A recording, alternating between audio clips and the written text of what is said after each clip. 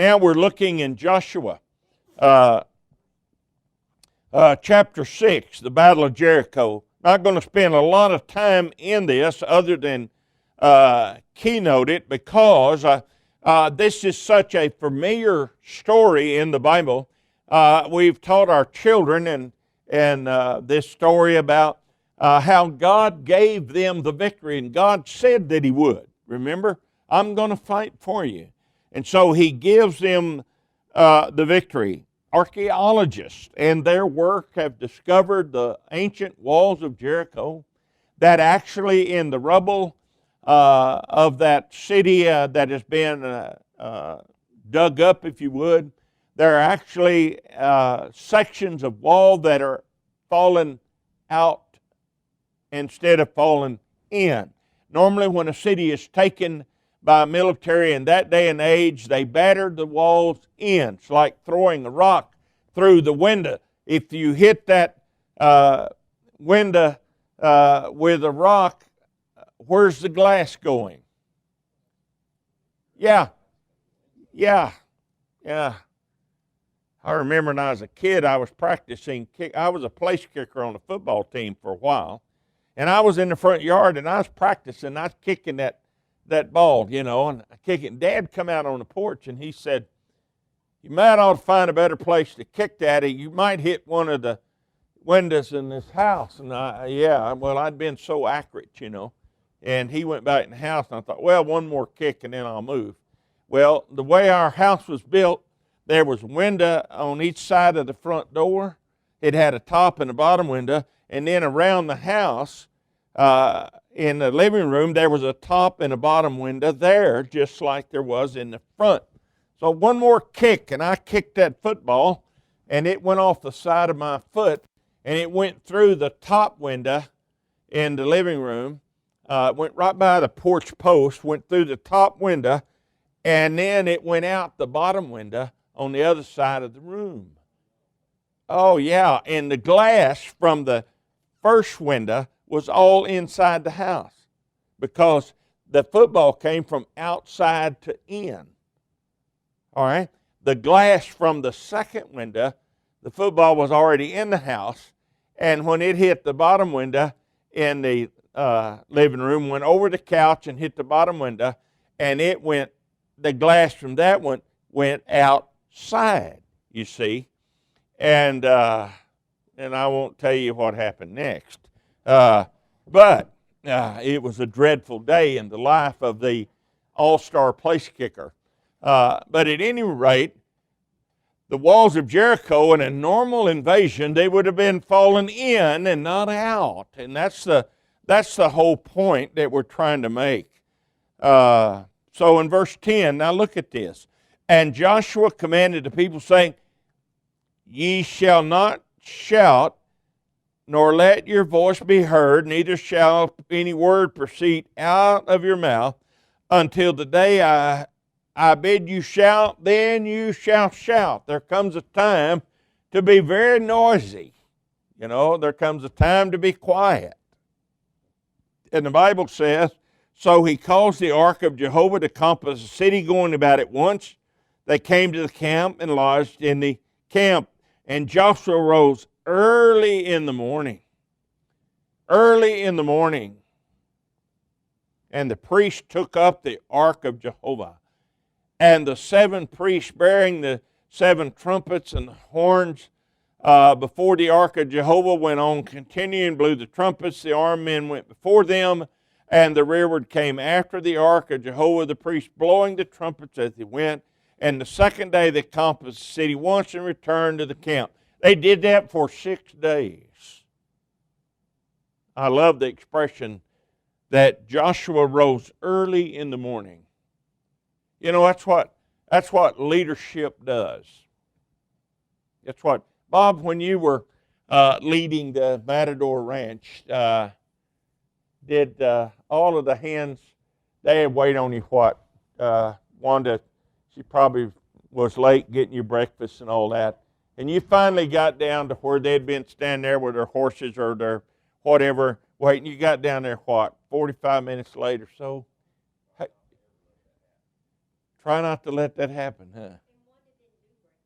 Wanda didn't do breakfast.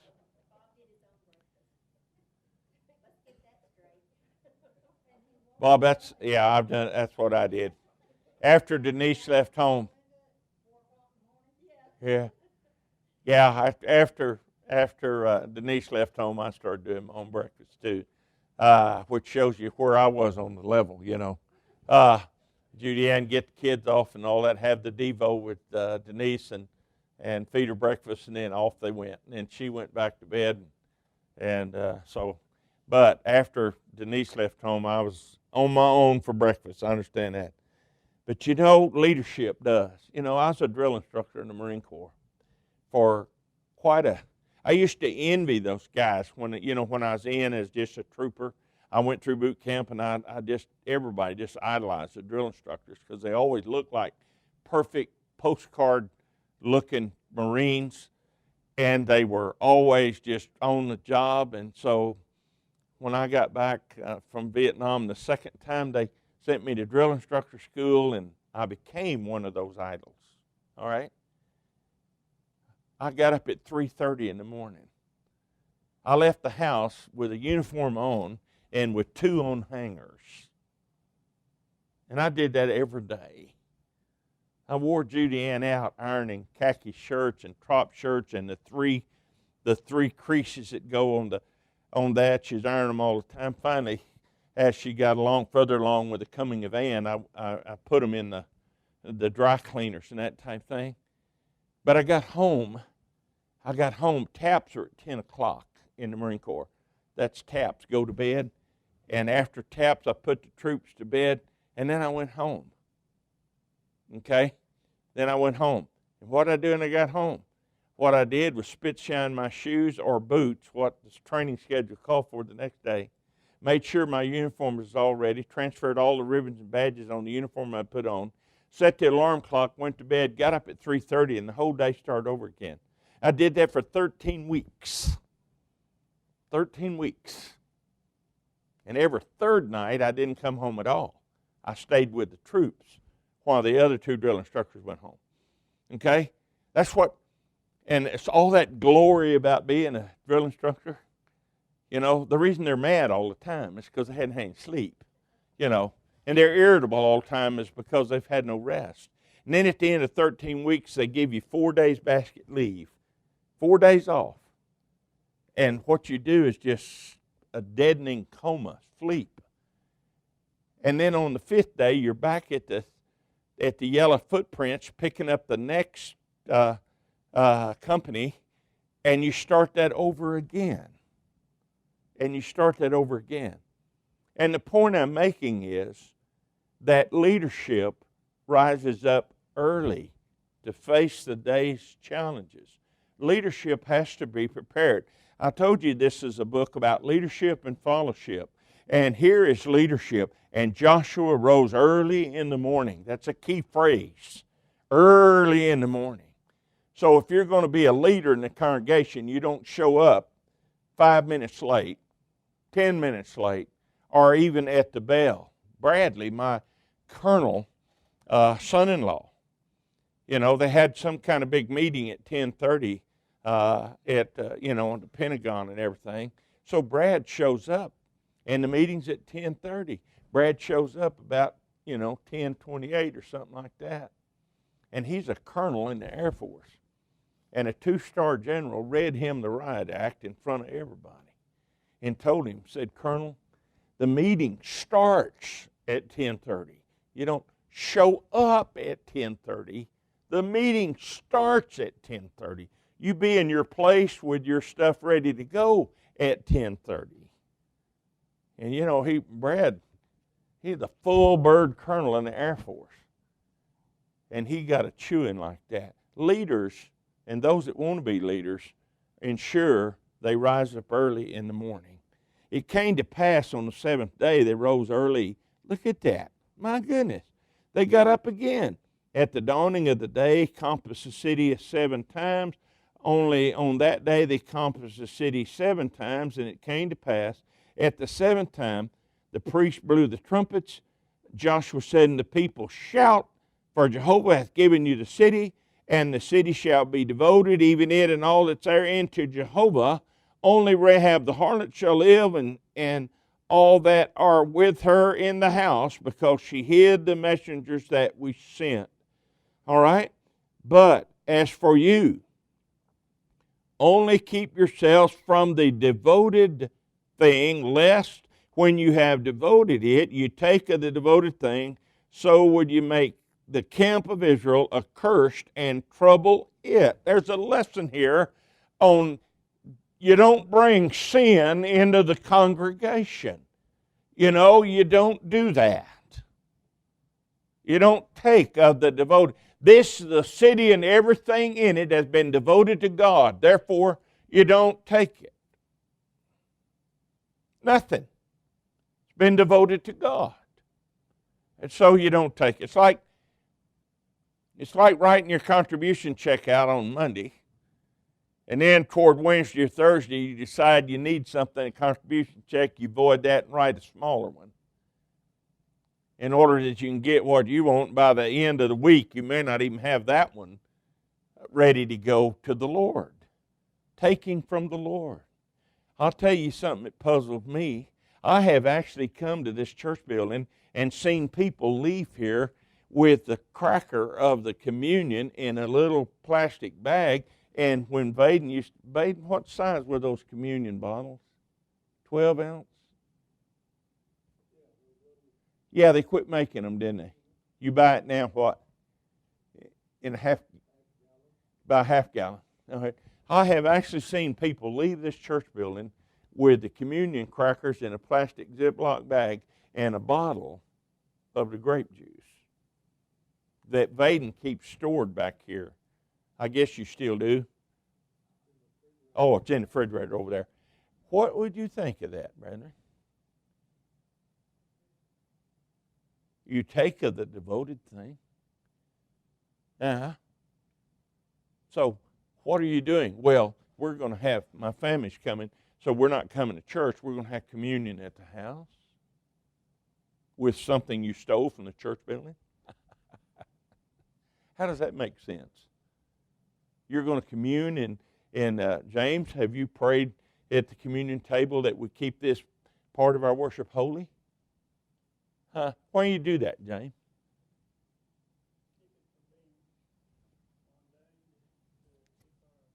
Yeah, it's something holy, isn't it? It is. Okay, so you steal from the ingredients of it and take it home that you might have a worship service. That's what you're about to see here. That's what's exactly going to happen. One of the men involved in the invasion of Jericho is going to take some of the stuff home. He's going to take it home with him. Yeah. Isn't this amazing? And the Bible says the wall fell down flat, so that the people went into the city, every man straight before him, and they took the city. They utterly destroyed all that was in the city, both man and woman, both young and old, ox, sheep, and donkey, with edges, so it killed everything there but Rahab and her house. Killed everything. They killed everything that breathed in that city. There's reasons for that we won't talk about now, but there's reasons, okay? There's reasons for that. And Joshua said unto the two men that had spied out the land, Go into the harlot's house, bring out thence the woman and all that she hath, as ye swear unto her. And the young men and the spies went in and brought out Rahab and her father, her mother, and her brethren, and all that she had, and all her kindred also they brought out, and they set them without the camp of Israel, and they burnt the city with fire, and all therein, only the silver, the gold, the vessels of brass and iron, they put in the treasury of the house of Jehovah. They're building a nation, and they're going to build it on the spoils. You know, every nation has to have a treasury.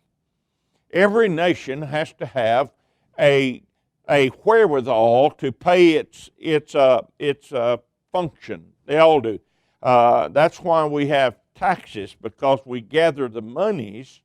We gather the monies together, put it in the common deal, that we might have a functional government, and then we elect people that we hope take care of those necessary funds in certain ways, and that's what we do, and we try to ensure that the tax situation is as fair as can be humanly possible. I said that's what we try to do. It doesn't always work like that, but every county has to have funds to operate. Those counties come from those that pay the taxes, and then it's able to function. So they're building a national treasury. It's what they're going to do. They're going to have to provide the necessary functions of the nation with these monies, and that's what they do. The Bible says Rahab and her father's household, all that she had, did Joshua save alive, and she dwelt in the midst of Israel unto this day. And so the Bible shows us at the time of the writing of Joshua that this woman and all of her house still lived in that proximity of that area, lived in the middle of Israel. And Joshua charged him with an oath, saying, Cursed be the man before Jehovah that rises up and builds this city of Jehovah. With the loss of his firstborn shall he lay the foundation thereof. With the loss of his youngest son he shall set up the gates thereof. So he puts a curse upon the city. And so Jehovah was with Joshua, and his fame was in all the land. Good leadership is recognized. Poor leadership is also recognized. And Paul said, you give honor to whom honor is due. And that's what the Bible does. Fame's given to Joshua. Good leadership is seen. And there's a certain knowledge of the people that their leader is the right man in the right situation doing the right thing, and it's all right to honor those. It's all right to do that. And that's what the Bible shows us here. But chapter 7, this is what you and I and leadership everywhere in the church has to be aware of. When things are going wonderfully well, look out. Look out. When you think, my goodness, what a wonderful thing, that there'll be something that Satan will throw into the mix. And it will rob you of the momentum that you had. It will destroy the sense of goodwill going on. It will cause the people to lose enthusiasm for what they're involved in. And so you have to be aware when things are going wonderfully well. You have to be aware that Satan is aware of the wonderfully well too. And what's his work? Help us out. Nathan, help us out. What's Satan's work? What's he do for a living? Okay, anything good and harmonious, wonderfully organized, and anything that's bringing about that which is good, that would attract him, wouldn't he? He won't be a part of it, would he?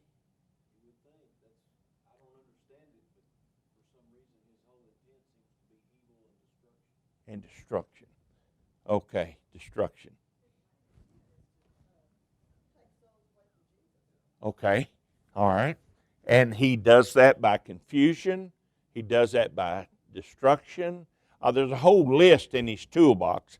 I mean, if you opened up his toolbox and says, look at all his weapons.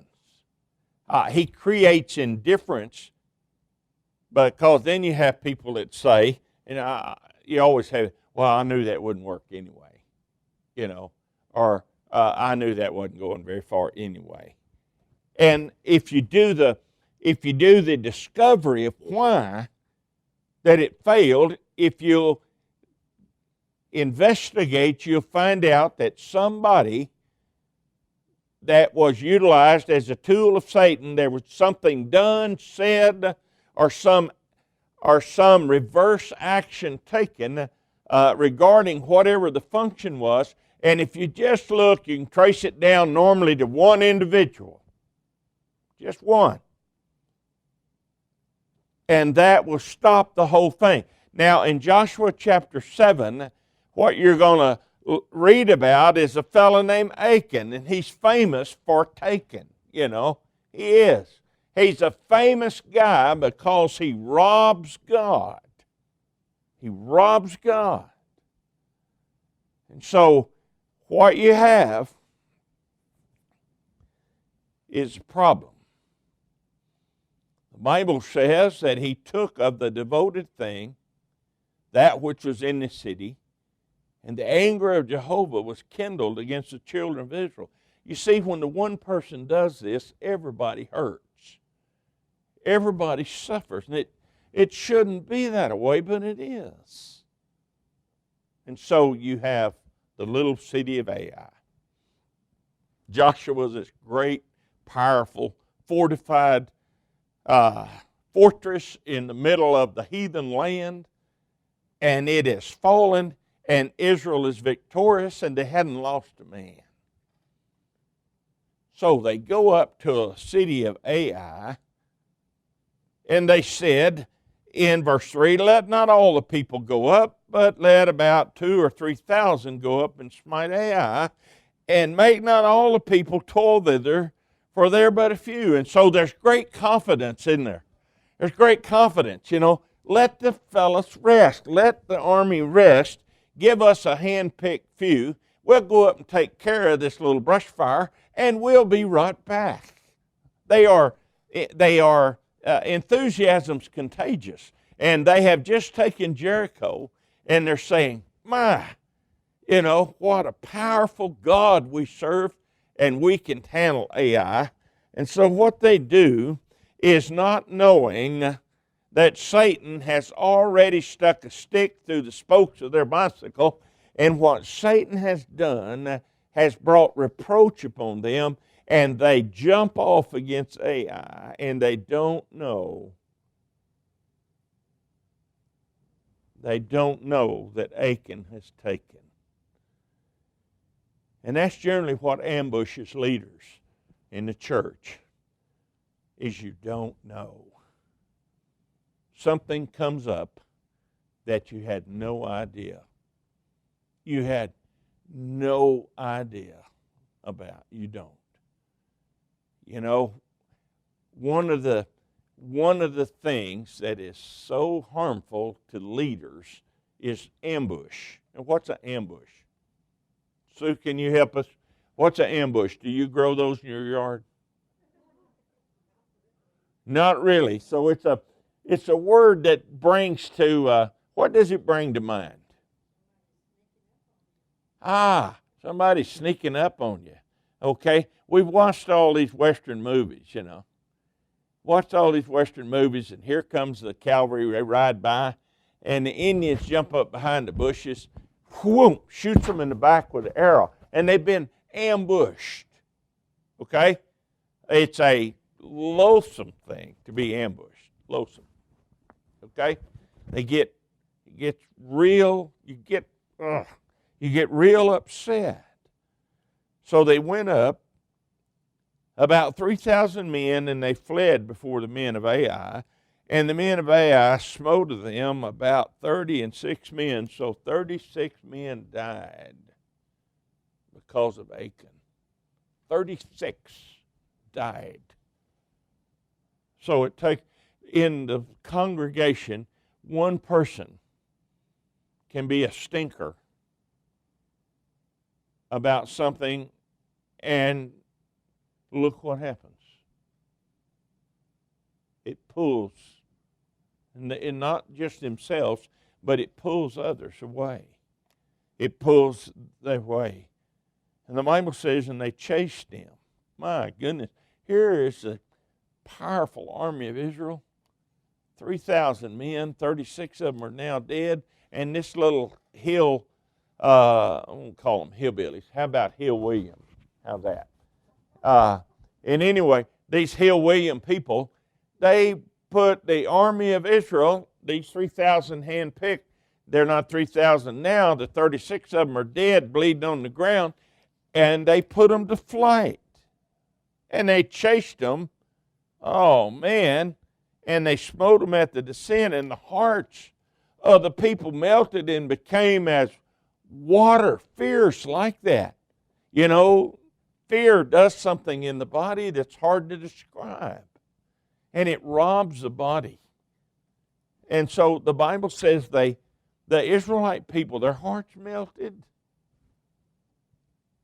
and became as water, and Joshua rent his clothes and fell to the earth upon his face before the ark of Jehovah until evening, and he and the elders of Israel, they put dust on their head. And Joshua said, Alas, O Lord Jehovah, wherefore hast thou at all brought this people over Jordan to deliver us to the hand of the Amorites, to cause us to perish? You know, would that we had been content and dwelt beyond the Jordan. I mean, we could have stayed on the other side of the Jordan and not experienced this. We could have. We could have stayed over there and we wouldn't have this shame on us now. What shall I say after Israel had turned their backs before their enemies? Word will get around among the other nations, and they'll circle us around and cut off our name from the earth. And what wilt thou do for thy great name? And you know what God said to Joshua? He said, get up off the ground. Get up off the ground. What were they doing? They tore their clothes, laid down before the ark to throw dirt on their head, and he's crying out, oh, everybody's going to come around. They're all going to get around. They're going to kill us all now. And there'll be nobody left to talk about you. And what did God say? God said, get up off the ground. Get up off the ground. The problem is there is sin in the camp. When there's sin in the camp, do not expect things to go well, Joshua.